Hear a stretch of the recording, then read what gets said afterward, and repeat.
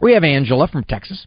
She's making a comment, and I obviously am going to comment on her comment on a previous call on that program. So this was a look back of a call where she was looking back. So look back squared, the quantity squared. Let's see what Angela says. Angela from Houston has a suggestion for the homeschooling mom, 7-year-old son, and delightful mom, but she said this is how much she disciplined and she wasn't seeing any change. Now, of course, right away that has to be questioned because this little 7-year-old does none of this for anybody else, okay? Now, Angela says, I had those similar problems, kid not listening, and her priest gave her the best advice that she had heard. Now, this is advice that I've given to parents on many occasions, so the priest must be stealing my material. Either that or he came to it on his own. Very bright guy. What is the advice that the priest gave you that was the best advice you ever heard? Just to keep at it. To keep whatever she's doing. If it's something that's fairly new, I didn't get to hear how long she had started this new discipline practice that she was working on, and it sounded like everything she was doing was very good, but it's just keep at it. And something will eventually break, but maybe it's a test for her. And maybe there's some attention that he's not getting from his mom that he needs individually. I can't be sure about that. I don't know. But just keep at it. And that was the best advice I ever got. Wait a minute. How long have you listened to this program? I listened off and on for a few years. All right. So you're telling me that off and on in a few years, you never heard better advice from me than that? No, honestly, it was just advice that I needed and actually worked.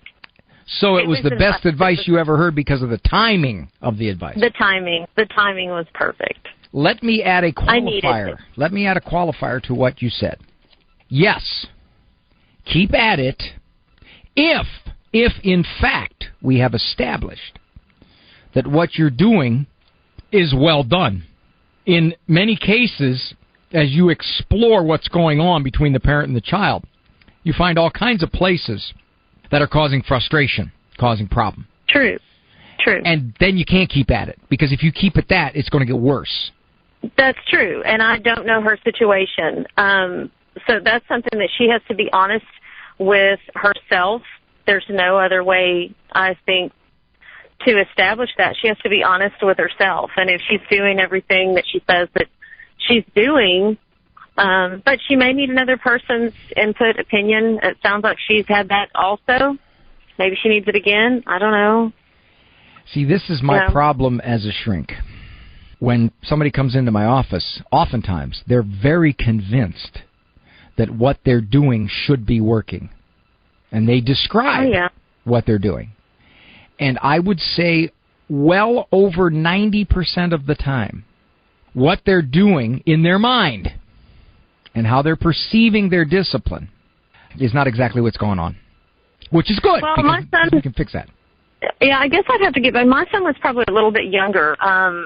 Just from birth, he was a little bit different. And so we're not probably talking about exactly the same things, but he was very difficult. I mean, for whatever reason it was, I wasn't able to... Was he very immature? Was he real immature, like, 2, 3 months, 4 months old? He's not immature at 4 months old? Well, that's good. You have a very bright kid. Oh, well, yes. But yes, from birth, but on to literally probably almost 5. I had a really hard time. He was really pretty intelligent, but I had a pretty hard time reasoning with him. I feel like maybe there was something physically that he Angela, you can't reason with a 5-year-old. Well, that's not true. That's not. I realize when they're really young, you can't. But as they get older, they have reasoning skills. They have reasoning skills, but they're very slight, and they don't reason like a parent. I didn't say they do. Well, I hope he's doing okay for you now. He's awesome. Oh, that's great. He's an awesome kid. See? You did it. You reasoned him into behaving. 2 levels to go off on a tangent, to mix my metaphors here. The first one is perseverance. Don't confuse verbal perseverance with action perseverance. verbal perseverance is what gets most parents in trouble when it comes to discipline. Too many words over time. And if that priest told Angela, just keep doing what you're doing, the assumption is that what she is doing is action. Because words will train most children, not all, some children are cooperative by just words, but they're not the majority. Words will compound the problem because we will train the child that that's all we do. Or that's most of what we do. Every so often we've had enough and then we discipline. But by and large, our approach to discipline is words. Then Angela said an interesting thing. She said, no, children are reasonable. It depends on what you're reasoning about. For example, a 15-year-old has decent reasoning skills. They can be. They're sophisticated. They're logical. Did you ever try to reason a 15-year-old into doing something they absolutely don't want to do or that they're defiant about? Or reason with them as to why they shouldn't get a cell phone yet? And you continue to reason. You give all the reasons you can come up with, none of which are good enough. Does this mean that the child's not reasonable? Oh, yeah, a child could be a very reasonable child. Matter of fact, the kid gets straight A's, so obviously he can reason things through at school when he's asked to do academic stuff. But when the reasoning involves something he doesn't agree with, that's when you find they're not so reasonable. A parent will walk into my office, let's say with a, let's say the 8-year-old. We'll let the 8-year-old sit in there. And I will ask the 8-year-old, why does your mother discipline you like that? The 8-year-old says something akin to, well, she wants to teach me to be a good person, and she knows what's best for me more than I know what's best for me. And so when she disciplines me, I don't like it, but she is smarter. Now, at that point, I have to pick the parent up off the floor. Because the parent is thinking, how does he never comes across like he knows all that. I will ask, how do you explain this? And they're dumbfounded. They don't know. Because they assume that level of understanding should make him reasonable. So that when the next time comes around that they have to require something he doesn't want to do, he should remember just what he said in my office, that that's Mom, she's smarter than I am, she loves me, and she wants to do it in my best interests. The teenagers can really do this. They're very good at it. They're articulate at it. So why don't they then just respond reasonably? Very simple answer. They don't agree.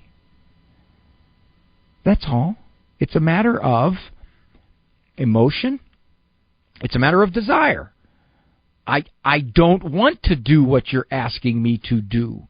So therefore, even though in my calmer moments I might be able to give a very reasonable explanation why you want me to do what you want me to do, this is not one of my calmer moments.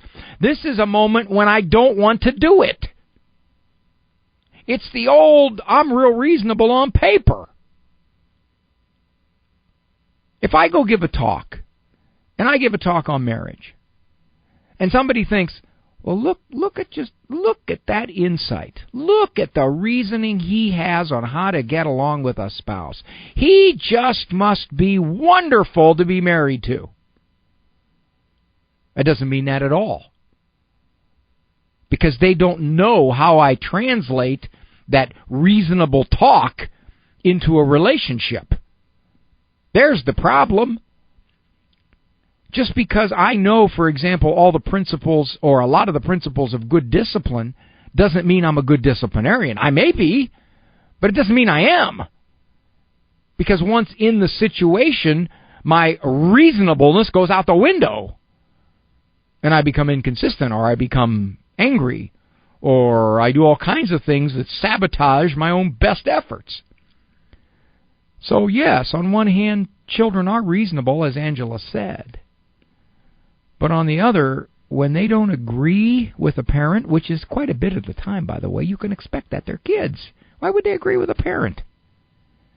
This is a process that takes decades, usually 2. At that time, then they could be quite unreasonable, no matter how reasonable the parent is. And that's sometimes when you get in trouble.